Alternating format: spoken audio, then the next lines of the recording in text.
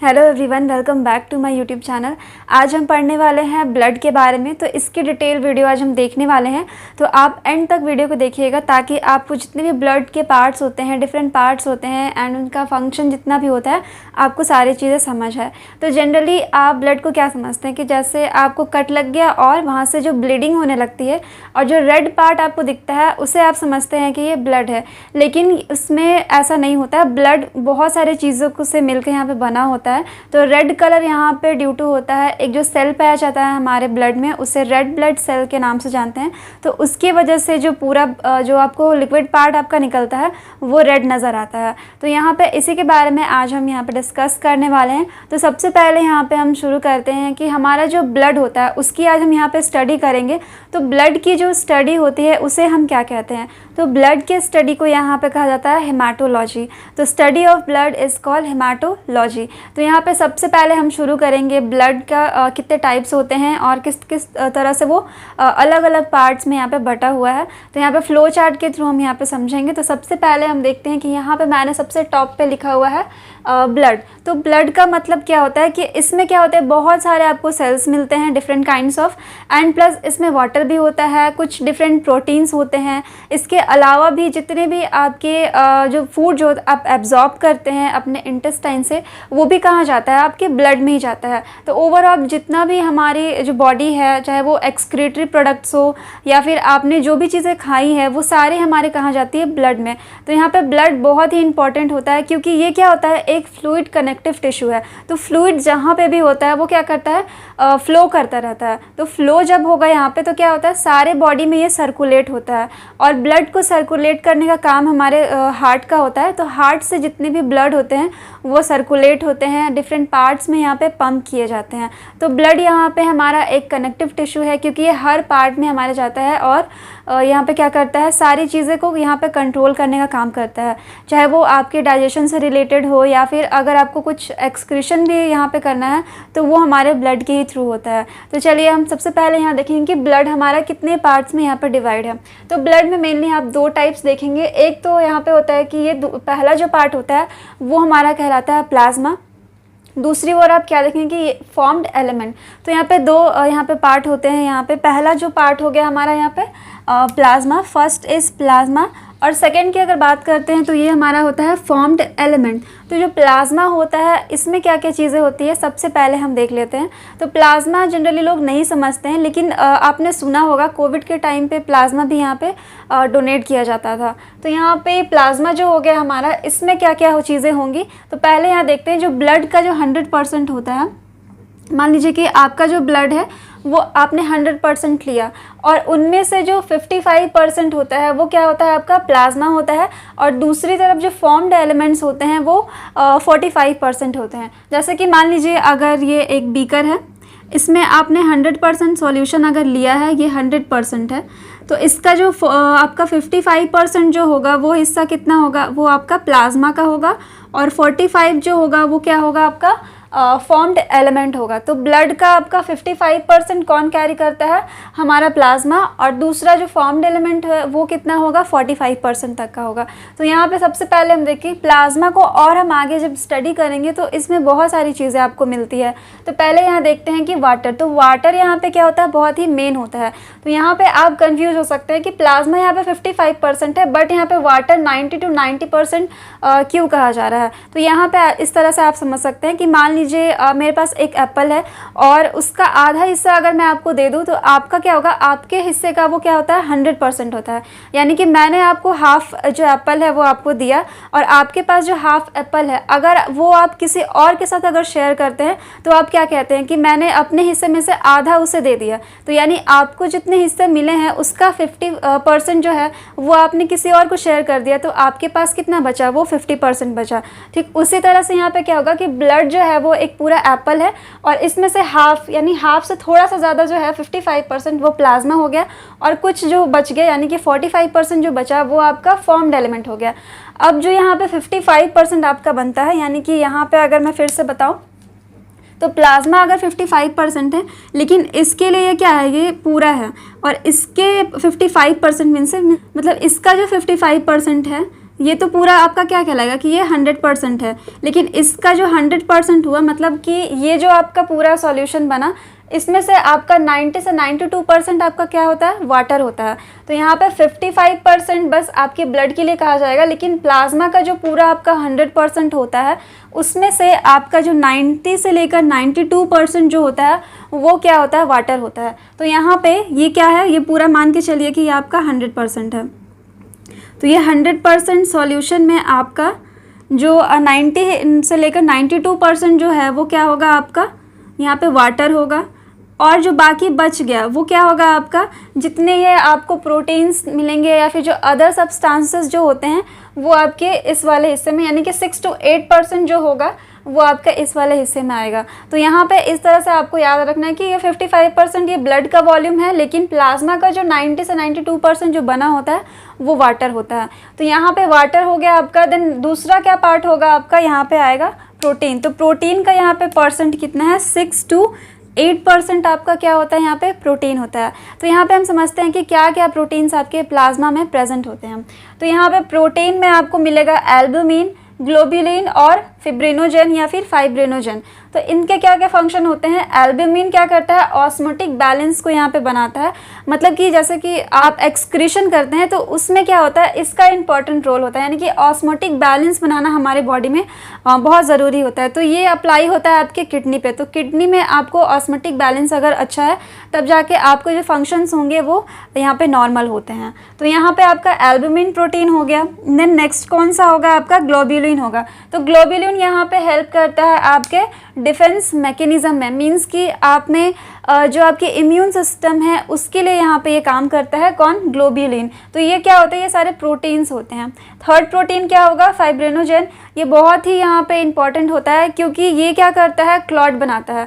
Clot का मतलब क्या हुआ, जैसे कि आप कट जाते हैं जब, तो वहाँ पे आप कुछ टाइम के बाद से क्या देखते हैं कि ब्लैक ब्लैक वहाँ पे कुछ जो होता है गाढ़े कलर का एक आपको स्कम नज़र आता है। तो वो कभी कभी अगर उखड़ जाता है तो फिर से ब्लीडिंग होने लगती है। तो यहाँ पे जो फिब्रिनोजन होता है वो क्या करता है, आपके ब्लड को फिर से बहाने से क्या करता है, रोकता है। और जैसे ही वहाँ पे न्यू सेल्स जब बन जाते हैं तो ये जो स्कम होता है, ब्लैक स्कम जो आपका ऊपर आता है, वो फिर क्या हो जाता है, वहाँ से हट जाता है। तो फिब्रिनोजन का बहुत ज़्यादा इंपॉर्टेंट रोल होता है, यानी कि ये क्या है, आपका क्लॉटिंग फैक्टर है। तो उसके बाद से हम देखते हैं अदर्स में आपका क्या क्या चीज़ें आपको मिलेंगी आपके प्लाज्मा में।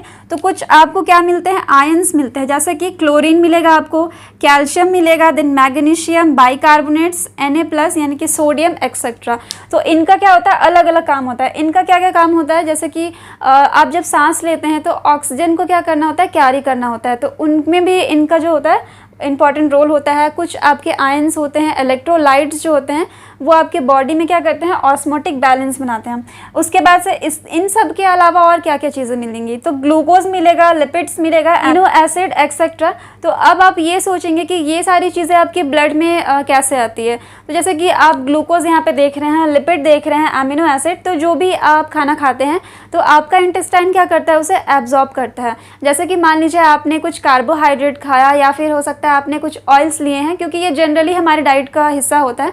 तो अगर आप कार्ब्स लेते हैं, लिपिड्स लेते हैं या फिर जो प्रोटीन आपने लिया है, तो जब वो सिंपल फॉर्म में यहाँ पे ब्रेक डाउन होते हैं तो क्या होते हैं, वो हमारे ब्लड में ही क्या होते हैं, एब्जॉर्ब होते हैं। तो ये ग्लूकोज, लिपिड्स, एमिनो एसिड ये क्या करते हैं, हमारे इंटेस्टाइन से ही आते हैं।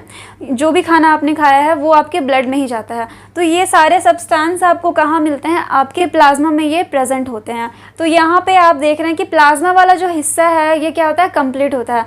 तो ये जो हिस्सा होता है हमारा प्लाज्मा, इसमें कोई कलर नहीं होता, ये कलरलेस होता है। हल्का सा यहाँ पे ये क्या होता है, पेल येलो कलर का आप कह सकते हैं, स्ट्रॉ कलर जिसे कि नाम दिया जाता है।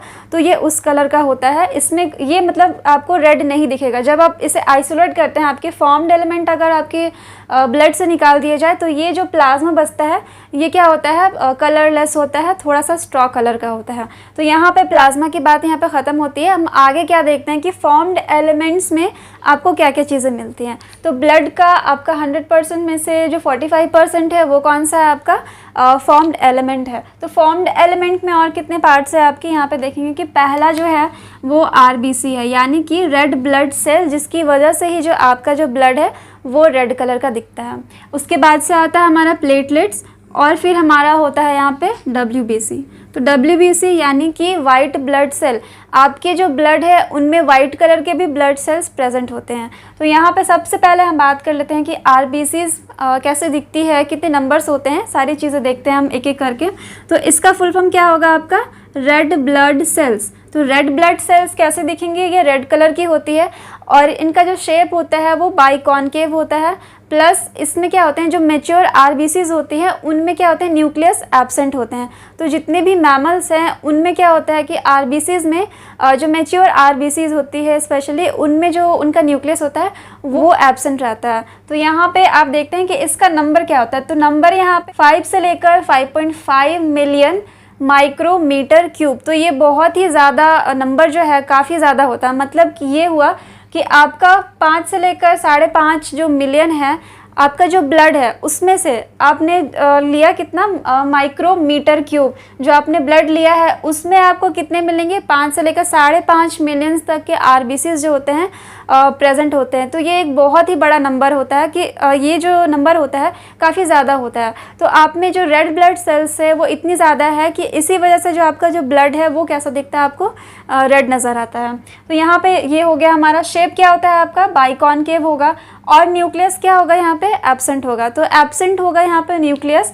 और ये फॉर्मेशन इसका कहाँ होता है, जो हमारा RBC होता है वो हमारे रेड बोन मैरो में बनता है। तो जो हमारा रेड बोन मैरो है इसमें हमारे जो रेड ब्लड सेल्स हो गए या फिर जो आपकी वाइट ब्लड सेल्स हो गए या फिर हो गया हमारा प्लेटलेट्स, ये सारे कहाँ बनते हैं, आपके बोन मैरो में। स्पेशली कह सकते हैं कि हम रेड बोन मैरो में हमारे RBCs का यहाँ पे फॉर्मेशन होता है। तो ये हमारा हो जाता है रेड ब्लड सेल यानी कि RBC। तो RBC का यहाँ पे आपने फंक्शन देखा।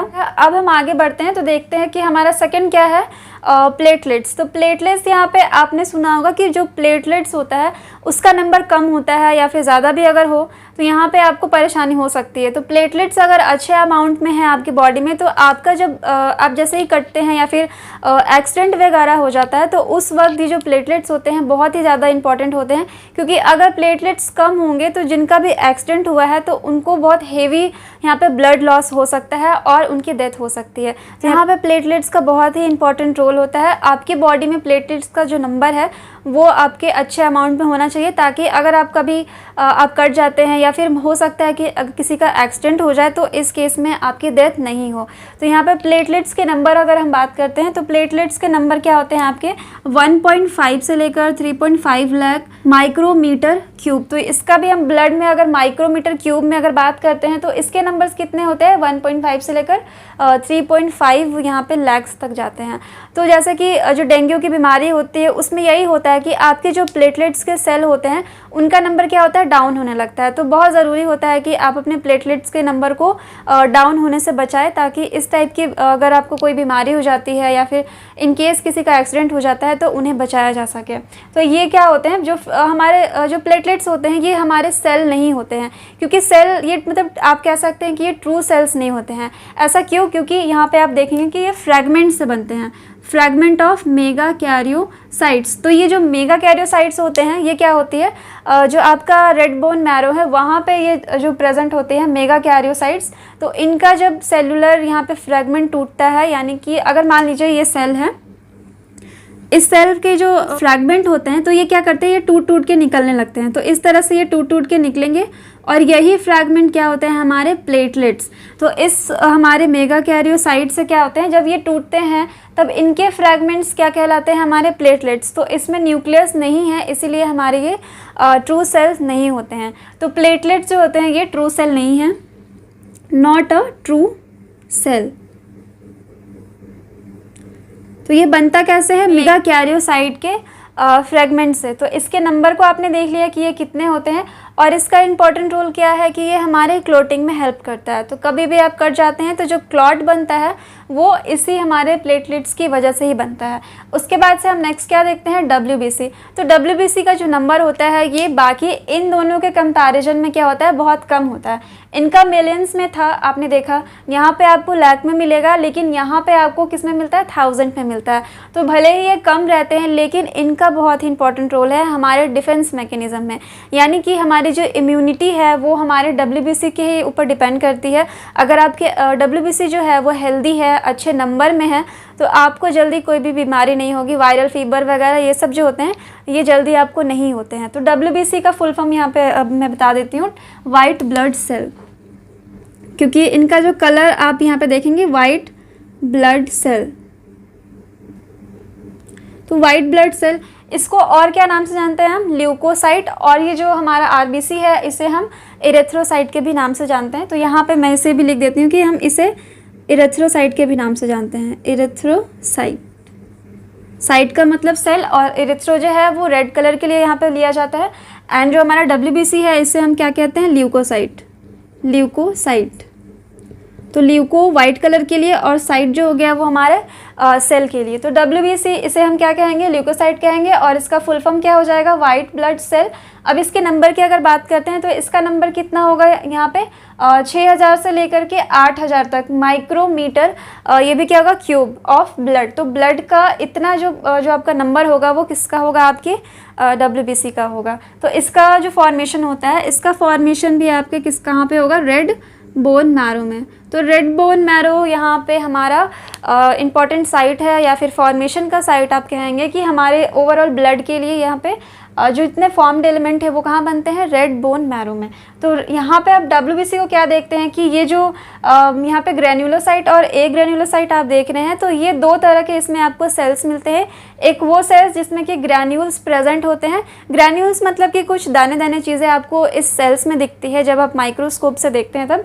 और ए ग्रेन्युलोसाइट यानी कि ए अगर लग गया है, आप देख रहे हैं कि यहाँ पे ए लग गया है, अगर ए किसी वर्ड के आगे लगा हुआ है दैट मीन्स कि उसमें वो चीज़ें क्या होंगी, एब्सेंट होती हैं। तो ग्रैन्युलोसाइट की अगर पहले बात करते हैं तो यहाँ पे पहला हम देखते हैं न्यूट्रोफिल्स। न्यूट्रोफिल्स का नंबर क्या है यहाँ पे, 60 to 65%, इसका नंबर ज़्यादा होगा। सेकेंड है हमारा एओसिनोफिल्स, जिसका नंबर क्या है आपका 2 to 3% का होगा।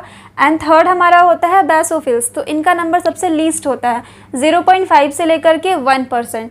तो ये हमारा ओवरऑल इसका परसेंट होता है। आपके वाइट ब्लड सेल्स में जो ए ग्रेन्युलोसाइट होते हैं उनका यहाँ पे सारा क्या है, यहाँ पे परसेंटेज दिया हुआ है। तो यहाँ पे इसके फंक्शन की अगर बात करते हैं तो फंक्शन आप देखते हैं कि ये क्या होता है, फैगोसाइटोसिस। फैगोसाइटोसिस का मतलब क्या हुआ, अगर मान लीजिए आपकी बॉडी में कोई फॉरेन सब्सटेंस एंटर करता है तब ये सेल्स क्या करते हैं, यहाँ पे ये फैगोसाइटोसिस करेंगे, यानी कि उसे इनगल्फ कर लेंगे, यानी कि किल कर देंगे, या फिर उसे एक तरह से कह सकते हैं कि वो खा जाते हैं उसे। तो फैगोसाइटोसिस, साइटोसिस मीन्स सेल, कोई अगर फॉरेन सेल आपकी बॉडी में आता है, फैगो मीन्स कि उसे निगल लेना, खा जाना या डिस्ट्रॉय कर देना। तो उस सेल को अगर डिस्ट्रॉय करते हैं तो वो कौन होते हैं, हमारे न्यूट्रोफिल्स। इसका परसेंट क्या होगा, 60 to 65%। स्ट्रक्चर आप देख लेते हैं यहाँ पे, ये जो सेल है आपका, इसमें आप देख रहे हैं ये वाला जो आप देख रहे हैं, ये आप मल्टीलोब ये दिखेगा, 1 2 3 4 5, यहाँ पे आप देख रहे हैं कि एक ही न्यूक्लियस है, बट उसमें क्या होते हैं, इस तरह से लोब्स बने रहते हैं, और इसमें आपको बहुत सारे ग्रेन्यूल्स नज़र आते हैं, क्योंकि ये क्या है, ग्रैन्युलोसाइट, इसमें ग्रैन्यूल्स आपको नज़र आएंगे। और इसमें क्या होगा, मल्टी लोब आपको न्यूक्लियस यहाँ पे प्रेजेंट होता है। सेकंड आप क्या देखते हैं, एओसिनोफिल्स, जो कि 2 to 3% है, ये एंटी एलर्जिक होता है, मीन्स कि कोई भी एलर्जिक रिएक्शन आप में होता है उसके अगेंस्ट ये काम करता है। तो ये एलर्जी को रोकने में आपके हेल्प करता है। अगर ये आपकी बॉडी में कम हो जाते हैं तो आपकी बॉडी क्या करती है, बहुत सारे डिफरेंट यहाँ पे एलर्जिक जो रिएक्शंस है उसे यहाँ पे शो करती है। तो यहाँ पे इसका जो देख लेते हैं, जो सेल है इसमें भी ग्रैन्यूल्स प्रेजेंट होंगे, और इसका जो न्यूक्लियस है इसमें आप क्या देख रहे हैं, बाइलोब्ड है। बाइलोब्ड मीन्स कि 2 लोब इसमें आपके न्यूक्लियस में होते हैं, 1 और 2। तो यहाँ पे इसको हेडफोन शेप का भी न्यूक्लियस इसे कहा जाता है, इसे नाम दिया जाता है। थर्ड क्या है हमारा, बेसोफिल्स, जो कि लीस्ट है 0.5 से 1% का, और इसका रोल किस में होता है, इन्फ्लामेशन करने में। जैसे कि जो हमारा हिस्टामाइन होता है, सेरोटोनिन होता है, हेपेरिन वगैरह जो होता है, वो हमारे बेसोफिल्स ही क्या करते हैं, यहाँ पे सिक्रेट करते हैं। जैसे कि हेपेरिन क्या करता है, हमारा एंटी कोगुलेशन में हेल्प करता है, यानी जो हमारा ब्लड है, जैसे कि आप जानते हैं कि हम जब सांस लेते हैं तो ऑक्सीजन हमारे बॉडी के अंदर जाता है। तो यहाँ पे ये चीज़ होती है कि जो ब्लड है, अगर एयर के कांटेक्ट में आती है तो जल्दी ही क्या होता है, उसमें क्लॉटिंग होने लगती है, वो जमने लगता है, यानी कि थक्का बनने लगता है। लेकिन हमारे बॉडी के अंदर भी ऑक्सीजन जाता है, इसीलिए यहाँ पे जो बेसोफिल्स है वो क्या करते हैं, हेपारिन को सिक्रेट करते हैं, जिसकी वजह से हमारा जो ब्लड है वो क्लॉट होने से बचता है। तो बेसोफिल का काम यहाँ पे इन्फ्लामेशन के लिए है। और इसका न्यूक्लियस आप देखेंगे कि ये एस शेप का आपको दिख रहा है। ये आपको कैसा दिखेगा, ये लगेगा कि ये एस मीन्स कि लेटर की तरह दिखता है। तो इसमें भी क्या है, ग्रैन्यूल्स है। तो ये सारे ग्रैन्युलोसाइट है, तो इसके अंदर कुछ आपको ग्रैन्यूल्स यहाँ पे नज़र आते हैं। तो ये ओवरऑल क्या हो गया हमारा ग्रैन्युलोसाइट्स का। अब एक ग्रैन्युलोसाइट की अगर बात करते हैं तो ए लगा हुआ है, दैट मीन्स कि इसमें ग्रैन्यूल्स क्या होते हैं, एब्सेंट होते हैं। तो यहाँ पे सबसे पहले हम देख लेते हैं मोनोसाइट के बारे में। तो मोनोसाइट हो गया, और सेकंड क्या होता है, लिम्फोसाइट। तो मोनोसाइट का परसेंट कितना होगा आपका, 6 to 8% होगा। और लिम्फोसाइट की बात करते हैं तो ये आपका होता है 20 to 25% का होता है। तो लिम्फोसाइट में भी आपको दो तरह के सेल मिलते हैं, एक होता है टी लिम्फोसाइट और एक होता है बी लिम्फोसाइट। तो ये आपका जो होता है, ये हमारे लिम्फेटिक सिस्टम में आप पढ़ेंगे कि इसका कितना इंपॉर्टेंट रोल होता है। इसके अगर स्ट्रक्चर की बात करते हैं तो ये जो सेल होंगे इसमें आपको किडनी शेप के जो न्यूक्लियस होते हैं वो मिलते हैं। और जो हमारा लिम्फोसाइट है, इसका जो हमारा न्यूक्लियस होता है वो कैसा होता है, वो सर्कुलर होता है, यानी कि सिंपल आपका न्यूक्लियस जो होगा प्रेजेंट होगा। तो इसका क्या काम होगा हमारे मोनोसाइट का, ये भी क्या करता है, फैगोसाइटोसिस में यहाँ पे भाग लेता है। और लिम्फोसाइट जो होता है वो हमारे इम्यून रिस्पॉन्स में हेल्पफुल होता है। तो फैगोसाइटोसिस मीन्स कि कोई भी फॉरेन पार्टिकल्स आपकी बॉडी में अगर एंटर करते हैं तो उन्हें क्या करता है, किल करता है, इनगल्फ करता है और हमारे बॉडी को प्रोटेक्ट करने का काम करता है। तो यहाँ पे आपने देखा कि जो ग्रैन्युलोसाइट है, ए ग्रैन्युलोसाइट है, किस तरह से अलग अलग है, कौन कौन से सेल्स प्रेजेंट होते हैं हमारे WBC में, उसके फंक्शंस क्या होते हैं। तो ये सारी चीज़ें क्या होती हैं, हमारे ब्लड की पार्ट होती हैं। और अब हो सकता है कि आपका ये कन्फ्यूजन दूर हुआ होगा कि जो ब्लड हमारे बॉडी से बाहर निकलता हुआ आपको दिखता है उसमें बहुत सारी चीज़ें प्रेजेंट होती है। केवल वो रेड पार्ट ही नहीं होता है हमारा ब्लड, बल्कि वो जो रेड पार्ट है वो हमारे ब्लड का ही हिस्सा है। और भी बहुत सारे पार्ट्स यहाँ पे हमारे ब्लड के फॉर्मेशन में हेल्प करते हैं। तो आई होप कि ये वीडियो आपके लिए हेल्पफुल रहा होगा। So thank you so much for watching. Thank you.